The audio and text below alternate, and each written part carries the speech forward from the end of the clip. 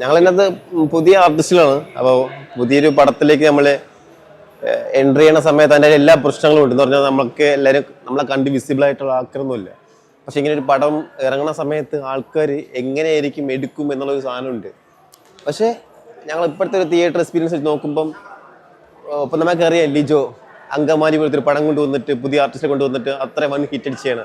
അപ്പോൾ ലിജോ സാറ് തന്നെ ഈ പടത്തിന് കൈ കൊടുത്തിരിക്കുകയാണ്. നമ്മളൊരു 100 ആർട്ടിസ്റ്റിൽ പുതിയ ആർട്ടിസ്റ്റുകളുണ്ട്. അപ്പോൾ ഈ പടത്തിൽ പുതിയ ആൾക്കാരെ കൊണ്ടുവരുന്ന സമയത്ത് അത് നമ്മളെ കൈ തരാൻ വേണ്ടിയിട്ട് നമ്മളെ കണ്ട് സന്തോഷിക്കാൻ വേണ്ടിയിട്ട് ആൾക്കാർ പുറത്തുള്ളൂ എന്നൊരു സന്തോഷമുണ്ട്. നമ്മളിപ്പോൾ തിയേറ്റർ വിസിറ്റ് ചെയ്യുന്ന സമയത്ത് നമ്മളെല്ലാവരും തിരിച്ചറിയുന്നുണ്ട്, കൊള്ളാന്ന് പറയുന്നുണ്ട്.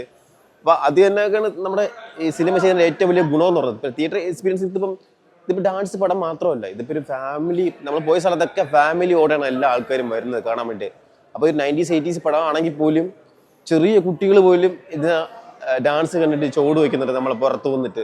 അപ്പോൾ അത് വലിയൊരു സന്തോഷമുള്ള ഒരു കാര്യമാണ്. എന്തായാലും നമ്മളൊരു പുതിയൊരു ആർട്ടിസ്റ്റിനെ ആൾക്കാർ എടുത്ത് എന്ന് തന്നെ പറയാം. ഇനിയിപ്പം അല്പം കൂടി ഇനിയിപ്പോൾ ഈ പടം കണ്ടിട്ട് മൗത്ത് പബ്ലിസിറ്റി വഴി അത് കുറച്ചുകൂടി സ്പ്രെഡ് ആവുകയാണെങ്കിൽ ഓക്കെ, ഈ പടം നല്ലപോലെ വിജയിക്കുമെന്ന് ഒരു പ്രതീക്ഷയുണ്ട്.